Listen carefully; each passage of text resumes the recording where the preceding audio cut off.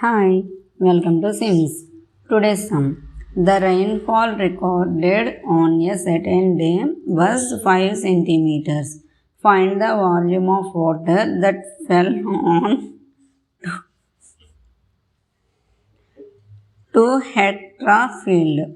Let's see the solution.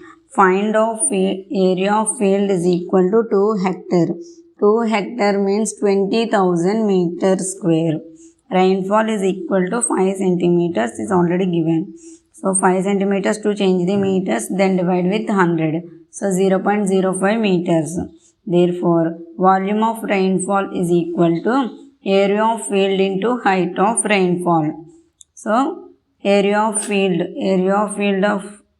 is 20,000 into height of rainfall is equal to 0.05 meter cube. So 20,000 into 0.05 meter cube.